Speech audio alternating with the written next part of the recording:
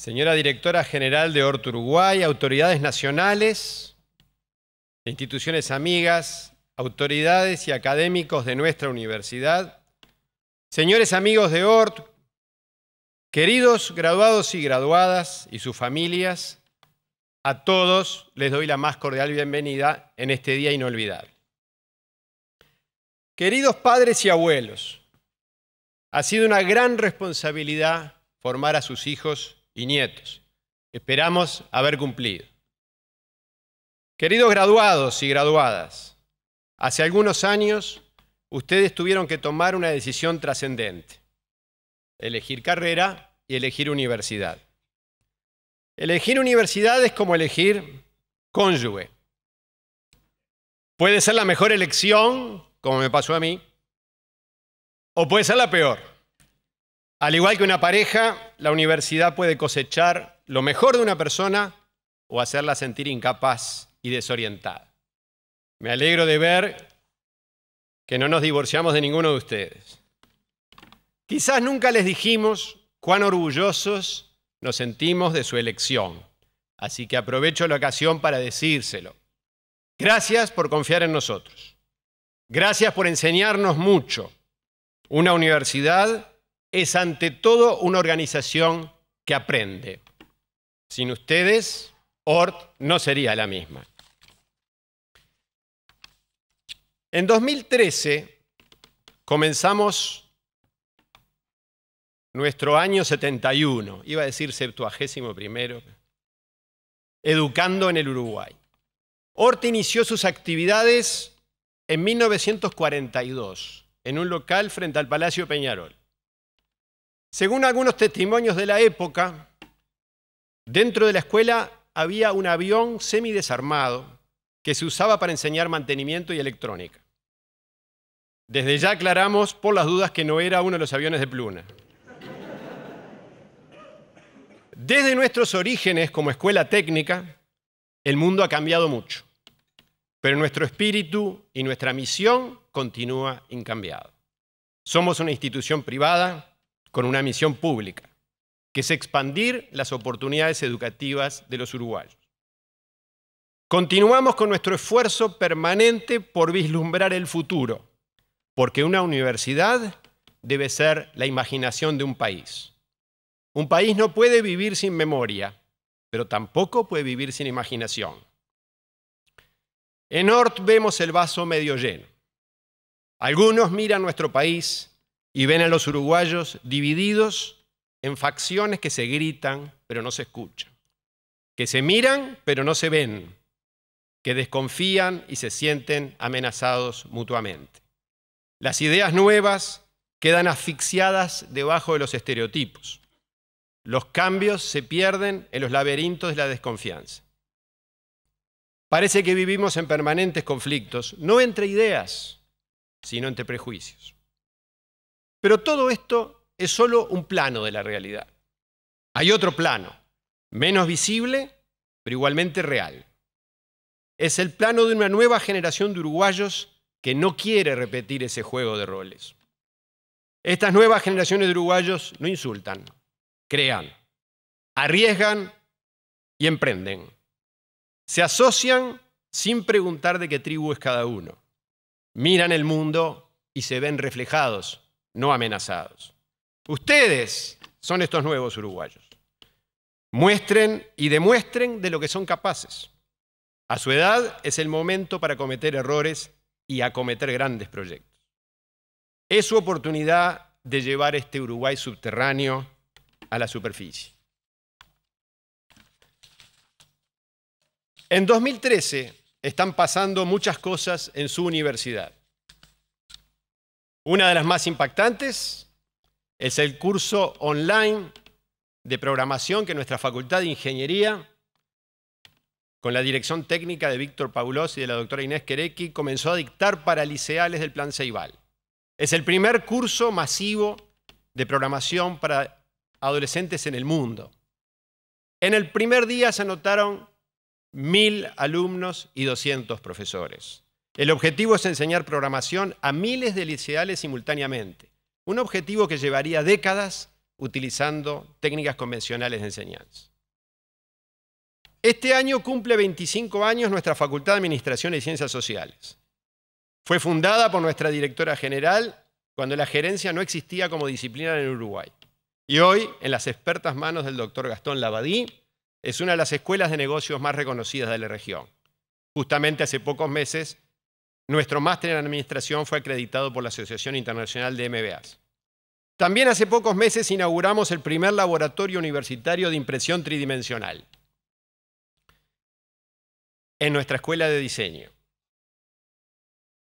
En los últimos meses, las revistas académicas de la universidad, una de la Facultad de Comunicación, otra de la Facultad de Arquitectura y otra del Instituto de Educación, fueron aceptadas en el catálogo Latindex de revistas académicas. Un gran esfuerzo por el que felicito al decano Eduardo Hipogroso, al decano Gastón Boero y a la secretaria académica del Instituto de Educación, Denise Bayon. En marzo de 2014 comenzaremos la primera ingeniería en biotecnología en nuestro país, siempre en busca de nuevas fronteras para agregar valor y conocimiento a la producción uruguaya. En 2013 se conmemora el 70 aniversario de la rebelión de los judíos encerrados en el gueto de Varsovia. Una de las más grandes vergüenzas de la humanidad, y sin embargo, aún allí fue posible encontrar algo de humanidad. El gueto de Varsovia era un pequeño sector de unas pocas manzanas de la ciudad de Varsovia, en el cual los ocupantes alemanes encerraron a 400.000 judíos. Desde allí, regularmente se les deportaba, especialmente a Treblinka, para matarlos. En 1943, 2 años y medio después, los pocos judíos que quedaban en el gueto se rebelaron, en lo que fue la primera insurrección urbana contra el ejército alemán de la Segunda Guerra Mundial. La resistencia duró un mes. Prácticamente todos los insurrectos murieron. Muchos años después le preguntaron a uno de los pocos sobrevivientes, el señor Isaac Zuckerman, qué lecciones militares se podían sacar de esa batalla. Su contestación fue: la insurrección no se debe analizar en términos militares. Fue una batalla de 1000 jóvenes mal armados contra el ejército más poderoso de Europa. Nadie tenía dudas de cómo iba a terminar. Este no es un episodio para una escuela militar. Pero si hay una escuela para estudiar el espíritu humano, allí se debe estudiar. Orff fue parte de esa lucha por el espíritu, que fue una inspiración para el resto del pueblo polaco, que al año siguiente también se sublevó. Y fue una inspiración para el resto del mundo, en un momento en que los militares alemanes parecían indesafiables. Pocos meses después de encerrar a la gente en el gueto, los alemanes prohibieron las escuelas. Hicieron bien. Sabían que cortar la educación de un pueblo es la manera de quebrar su espíritu. Orff fue una de las pocas escuelas que funcionaron en el gueto, al principio con autorización, luego en forma clandestina. Enseñaba sastrería, cerrajería, carpintería y enfermería, entre otros oficios. En 1941 tenía 2.500 alumnos. Por lo que sabemos, no sobrevivió ninguno. De los pocos documentos encontrados después de la guerra, sabemos que asistir a Orff fue lo que permitió a muchas personas continuar viviendo con dignidad el tiempo que les quedaba. Aún en esas condiciones límites, para las personas aprender puede ser tan importante como comer o abrigarse. Esperemos nunca tener que enfrentar circunstancias como esa, pero las sociedades deberíamos cuidar que, al igual que los hospitales, las escuelas no se cierren nunca, porque aprender es lo que nos hace humanos. Hoy es un día importante. La graduación es un momento trascendente en la vida, un punto de llegada y al mismo tiempo de partida. Es una medida de su fortaleza interior y para muchos de ustedes su primera gran conquista personal. Ustedes son ahora parte de la minoría de uruguayos con educación universitaria. Por lo tanto, tendrán más oportunidades de éxito que los demás. Pero la conciencia de las oportunidades debe acompasarse con la conciencia de las obligaciones. Miren a su alrededor. Sean guardianes de sus hermanos. Recuerden siempre que vivimos en sociedad y que no hay progreso sostenible cuando hay personas excluidas. Sean exigentes con ustedes mismos. porque es un prerequisito para poder exigir a los demás. Continúen siempre aprendiendo. Recuerden, como dijo Borges, Jorge Luis Borges, uno llega a ser grande por lo que lee, más que por lo que escribe. Busquen su propia identidad. No se definan en oposición a otros, sino a sí mismos. Dialoguen siempre en busca de la verdad, no en busca de imponer sus puntos de vista. Como decía un profesor mío de Oxford, las mentes son como los paracaídas. Solo funcionan si están abiertas. Escuchen con respeto. No acepten tutorías intelectuales. Debemos vivir en sociedad, no en manada. No acepten pensamientos totalitarios que requieren acatamiento en lugar de convencimiento. Exijan argumentos, evalúen resultados. La improvisación no se debe confundir con ejecutividad. Cultiven siempre su espíritu crítico. Busquen diferenciar las ideas de los eslogans. El Premio Nobel de Literatura, Alberto Camus, decía que la relación entre ideas y eslogans da una buena idea del valor intrínseco de los discursos. Cuando las palabras suenan bien, pero se repiten en cualquier contexto sin mayor coherencia ni contacto con la realidad, quedan vacías de contenidos y se transforman en eslogans. Cuando todo es solidario o democrático o popular o patriótico, aunque estemos hablando de fútbol, tenemos que sospechar que estamos escuchando eslogans y no ideas. Cuando un discurso es puro eslogan, Camus diría que su valor es nulo. Ciertos discursos, espero que este no, deberían decir como la mayonesa, libre de ideas. Para terminar, permítanme compartir algunas reflexiones con ustedes sobre este momento de nuestro país. Los uruguayos enfrentamos una cuestión existencial. Tenemos la oportunidad histórica de transformarnos en un país desarrollado. Y tenemos mucho en qué basarnos para lograrlo. Según el Latino Barómetro, los uruguayos somos los latinoamericanos que más creen en la democracia. Todo el mundo quiere lo que producimos. Batimos récords históricos de inversiones. Se está desplegando la fibra óptica, la energía eólica, el gas natural. Tenemos pleno empleo cuando muchos de los países de los cuales vinieron los uruguayos tienen largas colas de desempleo. Ningún uruguayo deja ir a la escuela, cada uno con su computadora. Como dirían algunos, pinta bien. Pero no hay atajos para progresar. No hay ningún atajo a través de elegir otro partido u otro candidato.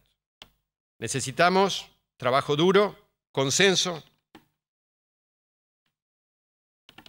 elegir un camino que nos lleve a desarrollarnos en la sociedad del conocimiento. En los últimos años no despilfarramos los ingresos que hemos tenido, pero tampoco los invertimos estratégicamente. Redujimos la desigualdad de ingresos, pero no redujimos la desigualdad de oportunidades.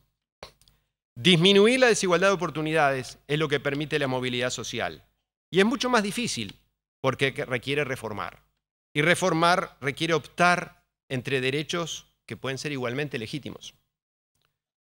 No optar por ninguno de dos derechos en conflicto puede parecer en teoría una opción por la libertad, ya que ninguno de los dos derechos se restringe. Pero en la práctica, no optar entre dos derechos es optar por el más fuerte. Como explicó el gran filósofo de Oxford, Isaiah Berlin, los lobos tienen derecho a deambular libremente y los corderos tienen derecho a vivir. La libertad total para los lobos es la muerte para los corderos. Para reformar tenemos que optar entre derechos legítimos. No hay progreso posible si todos los derechos se ejercen en toda su extensión. Y este es el dilema que enfrenta nuestro liderazgo. Sabe que tiene que optar, pero toda opción implica una pérdida. Promover la igualdad de oportunidades implica mejorar la igualdad de acceso a las oportunidades educativas. No podemos ser un país moderno donde los más pobres raramente culminan el bachillerato y solo excepcionalmente la universidad. Esta exclusión es una falla moral, además de un despilfarro del capital intelectual de nuestra sociedad. La modernidad implica excelencia, pero también implica inclusión. Esa es nuestra próxima frontera. Promover una sociedad de excelencia, pero cuyos beneficios no sean acaparados por los más educados, pero al mismo tiempo promover una sociedad inclusiva cuyas pautas culturales no asfixien la innovación y la ambición de los individuos. Una sociedad inclusiva pero mediocre no va a alcanzar nunca la prosperidad. Seremos todos igualmente pobres. Una sociedad excelente pero excluyente sería inestable y en permanente conflicto consigo misma, como nos pasa ahora. Nuestra próxima frontera debe ser transformarnos en una sociedad de excelencia inclusiva, donde todos sientan que tienen una chance decente de progreso personal. Nuestra prosperidad requiere cambios culturales. Uno de los más importantes es recuperar nuestras aspiraciones. Los países no llegan más lejos que las aspiraciones de sus ciudadanos. En su momento, aspiramos a ser uno de los países socialmente más avanzados del mundo, hace un siglo. Expandimos agresivamente la educación en todo el país. Construimos estadios en tiempo récord. Ganamos olimpiadas y campeonatos mundiales. Albert Einstein se sentó a discutir filosofía en la Plaza de los Bomberos con Carlos Vaz Ferreira en 1925. Esa misma noche vino acá al Solís a escuchar una ópera. Capaz que estaba sentado en una de las sillas donde están ustedes ahora. Con el tiempo fuimos cambiando nuestras aspiraciones. En lugar de servir como ejemplo a nuestros vecinos, empezamos a mimetizarnos con ellos. Con nuestra rica historia intelectual y nuestro inexplotado potencial humano, tenemos todo el derecho de fijarnos metas ambiciosas. Esto no significa dejar de ser latinoamericanos. Significa demostrar que un país latinoamericano puede estar entre los mejores. Les espera una era muy distinta de nuestro país y del mundo. Hay menos certezas, pero también hay menos límites. Nunca hubo tantas oportunidades para personas cada vez más jóvenes de saltearse jerarquías y de proyectarse mucho más lejos de su punto de origen geográfico, social o cultural. No acepten el estado actual de las cosas como inmutable. Erradiquen de su lenguaje una expresión que encuentro totalmente nociva. Entre comillas, es lo que hay. No es una expresión inocua, es una actitud, refleja aceptación de lo que en el mismo acto reconocemos como inaceptable. No debemos aceptar esta actitud de nosotros mismos y no debemos aceptarlo de aquellos que elegimos para ocuparnos en nuestro nombre de los asuntos públicos. ¿Cuántas décadas más están dispuestos a esperar para transformar al Uruguay en un país de excelencia y en una tierra de oportunidades? Estamos en un punto de inflexión para nuestro país, en el cual los más educados pueden hacer la diferencia. Uruguay los necesita. Triunfen desde Uruguay y hagan triunfar a su país. Sigan su camino, pero sepan que Ort siempre será su casa. Muchas gracias.